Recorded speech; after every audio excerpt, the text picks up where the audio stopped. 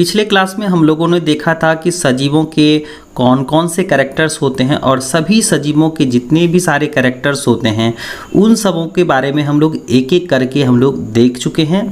और जो बच्चे इस चैनल पर नए हैं चैनल को सब्सक्राइब कर दीजिएगा, और जो आपके साथी जो 11वीं कक्षा की तैयारी कर रहे हैं उनके साथ भी जो है वीडियो को शेयर कर दीजिएगा, ताकि जो है वे बच्चे भी जो है इन चीज़ों के बारे में सीख सके।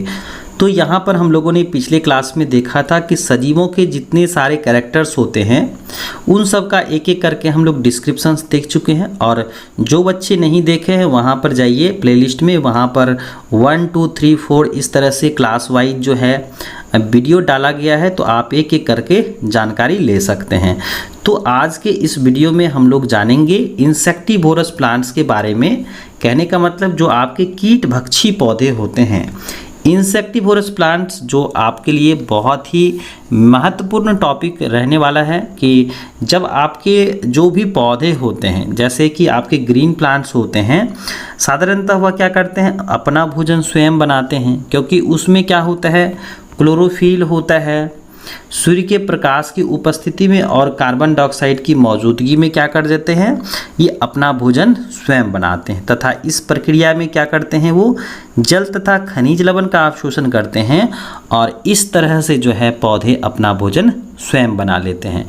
लेकिन यहाँ पर हम लोग बात करने वाले हैं एक ऐसे पौधे की जो क्या करते हैं, कीट पतंग को अपना शिकार करते हैं, यानी कि कीट पतंगों को खाते हैं। तो यहाँ पर हम लोग लिखेंगे कि जब बाकी पौधे जो है जल खनिज लवण, कार्बन डाइऑक्साइड, सूर्य के प्रकाश की उपस्थिति में तथा क्लोरोफिल से भोजन बना लेते हैं, तो कीट भक्षी पौधे को कीट खाने की आवश्यकता क्यों पड़ती है। कि कीट भक्षी पौधा क्या होता है, यानी वैसे पौधे जो क्या करते हैं, कीड़े मकोड़े को खाते हैं, यानी इंसेक्ट्स को क्या करते हैं, खाते हैं, और इस तरह से उसमें पोषण की प्रक्रियाएं होती हैं।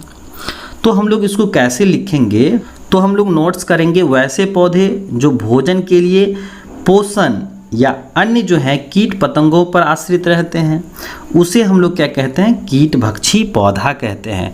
कहने का मतलब हमारे आसपास कुछ ऐसे भी पौधे होते हैं जो भोजन के लिए या पोषण के लिए क्या करते हैं, अन्य कीट पतंगों पर आश्रित रहते हैं। तो वैसे पौधे को हम लोग क्या कहते हैं, कीट भक्षी पौधा कहते हैं, यानी कि वैसे पौधे जो क्या करते हैं, कीड़े मकोड़े को खाते हैं, है ना।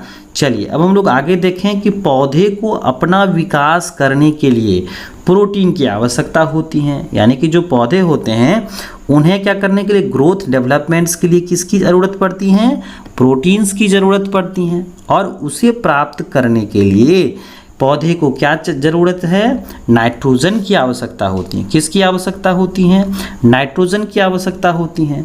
तो इस तरह से पौधे उस स्थान पर पाए जाते हैं, जैसे कि आपके जितने भी सारे कीड़े मकोड़े खाने वाले पौधे हैं जिसको इंसेक्टिवोरस प्लांट्स कहते हैं, वो उस स्थानों पर पाए जाते हैं जहाँ पर क्या होती हैं, नाइट्रोजन की कमी होती है। और इसी कमी को पूरा करने के लिए वे अपने आसपास के आने वाले कीड़े मकोड़े को क्या कर लेते हैं, खा लेते हैं या उनका भक्षण करते हैं। जैसे अगर एग्जाम्पल्स की बात करें तो कलश का पौधा है ना, जिसको अंग्रेजी भाषा में क्या कहते हैं, पीचर प्लांट्स कहते हैं। और अगर वैज्ञानिक नाम देखें तो उसको क्या कहते हैं, नेपेंथिस अलाटा कहते हैं। क्या कहते हैं, नेपेंथिस अलाटा कहते हैं। तो ध्यान में रखिएगा, कलश का पौधा जिसको हम लोग पीचर प्लांट्स कहते हैं, इसका बायोलॉजिकल नाम क्या है, नेपेंथिस अलाटा है। साथ ही साथ वेनस फ्लाई ट्रैप है, बटरवॉट्स है, कॉवर लिली और सैंड्यू, ये सब के सब क्या हैं, आपके कीट भक्षी पौधे होते हैं। जैसे यहाँ पर आप देख सकते हैं एक पौधे हैं जो क्या करते हैं, कीड़े मकोड़े को जो है इस तरह से जो है क्या कर रहे हैं, खा रहे हैं। इस तरह से जो है उसमें पोषण होता है। और ये आपके जो पीचर प्लांट्स होते हैं, जैसा कि यहाँ पर आप देख सकते हैं, इसमें जो है एक विशेष प्रकार का इंसेक्ट जैसे ही अंदर प्रवेश करता है तो इसके अंदर जो है घड़े जैसा संरचना रहता है, और फिर जो इनकी जो पत्तियां होती हैं जो ढक्कन में कन्वर्ट करती हैं, वो क्या कर लेती हैं, इसको ढक लेती हैं और इसको क्या करती हैं, पाचित कर लेती हैं।